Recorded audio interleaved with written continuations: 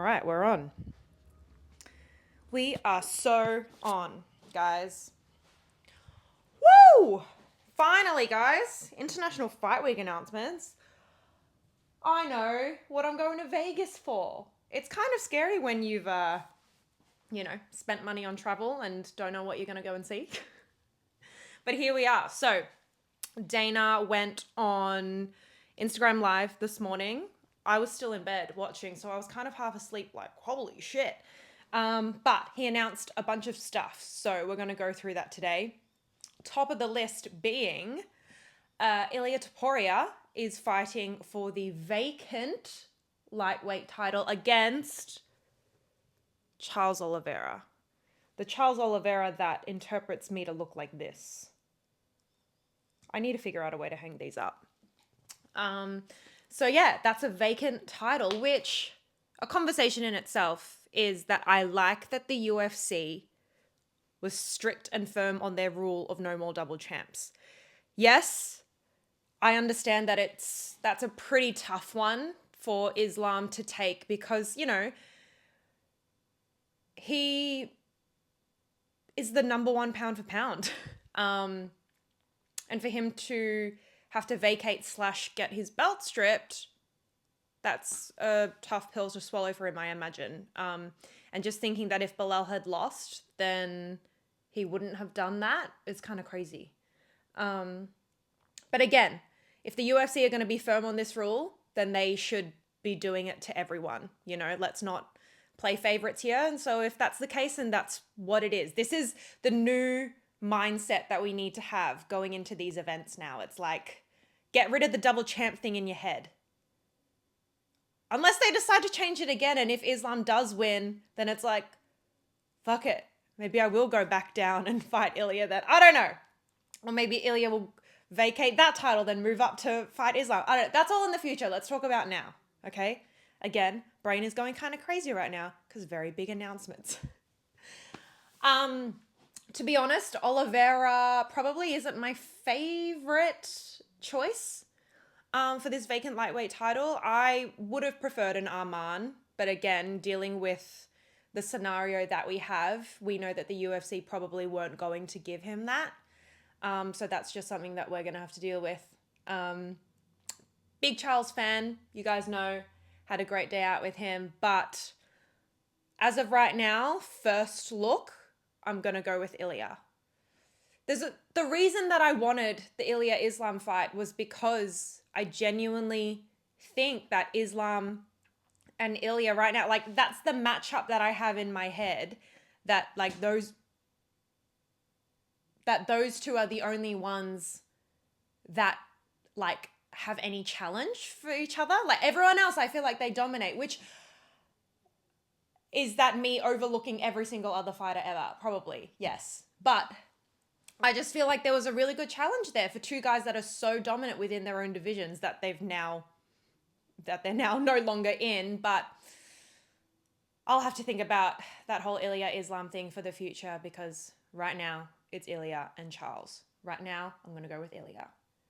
I'll break it down further as we get closer onto the date, especially as you guys know, you will be getting a lot of content as that week comes along because I'm going to be there. So I'll be documenting everything. I'll show you guys around UFC X. I'll show you guys around me touristing around Vegas, do little food bits, bit of everything. Everything to do with that week, I'm going to be filming. Even if it doesn't have anything to do with fighting, you're going to have to deal with it, okay? I haven't been to Vegas in like 10 years and I'm really excited to be going back. Apparently it's going to be really, really hot though. That's not fun. Other matchups that we have are Pantoja and Kai Kara France. That's the co-main event of International Fight Week. Exciting stuff. Very big Pantoja fan that hates the slander that goes on when it comes to him and rankings. The fact that since Pantoja entered the pound for pound rankings when he won his flyweight title, and I believe he has defended it like 3 times, something like that. He's moved down the pound for pound rankings. Make that make sense. Anyway, he's going up against Kai Kara France, who had an incredible win over Steve Erceg, which I saw in person in Perth. That was amazing. But But Kai's an interesting one because he's, had time off in between his fights. When he's good, he's really good and really dominant. But we've seen him, go through some losses as well. So this is going to be a really tough challenge for him. But if he is, who we've seen him be in the cage when he does have that forward pressure, dominant style and aggression, it'll be a good fight. Top of my head, I'm going to go with Pantoja. But I'm always going to bet.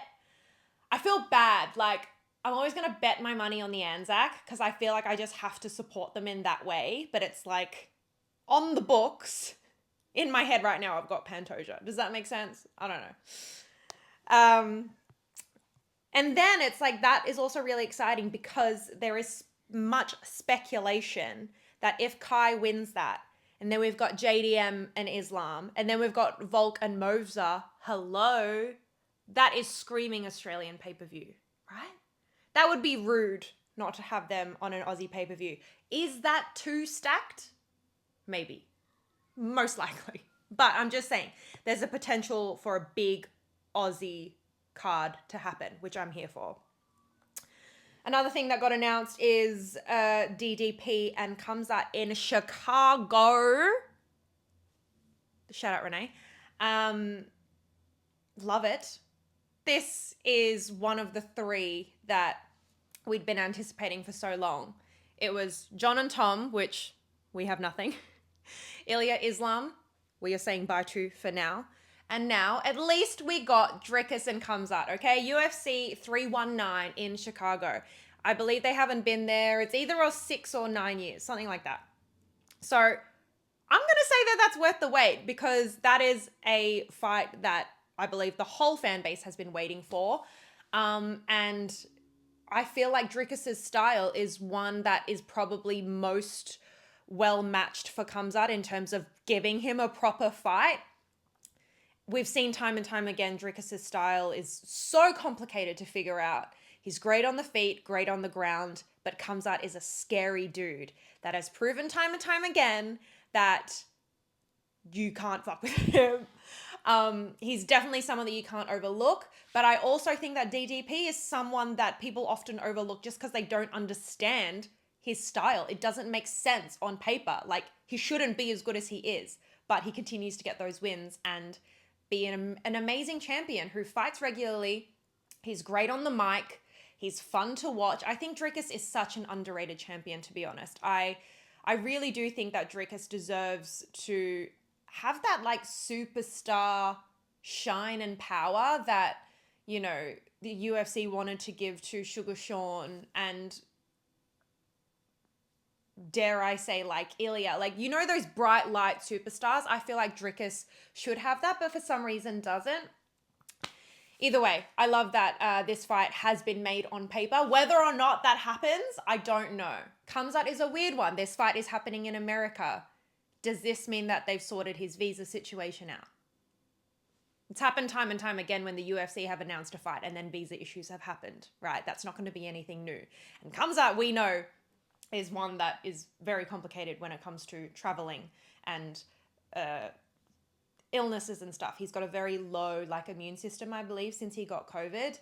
And so, I hope for his sake, for the fans' sake, that this fight can happen because this is very, very highly anticipated.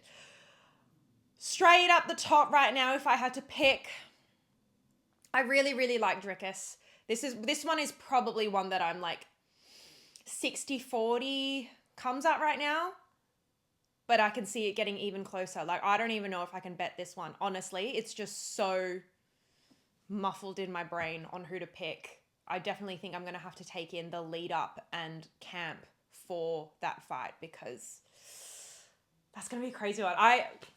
I wish I could go to that, to be honest, because I know Dricus and his team and his fiance. I would love to go. I've seen his last 2 title fights, but I'm going to be in Spain. And it's made me realize that Europeans have really bad UFC timing. So I'm probably going to have to be up at Saturday or Sunday, 4 a.m. or something like that, finding a sports bar or either being in bed. I'll figure it out. I don't know. But those are, I believe, the main I wanna. announcements. Yeah. Rest of the International Fight Week card. Costa, Kopylov. The OG matchup of Dariush and Moicano. Justin Tafa's on the main event again. This guy's killing it with his placements on these cards. Roval and Karp. That's a fun one. That'll be a contender fight, I assume. Hermanson, Robocop, and Tracy Cortez is going to be there as well. I'm so excited to be going to International Fight Week, guys. I'm going to try go to the Hall of Fame ceremony as well. Just try and make the most of the whole time that I'm there. Going to meet up with as many UFC people and content creators that I can. Just really make the most of me being in Vegas, like the fight capital, for the first time during such a big fight week. I'm really, really excited.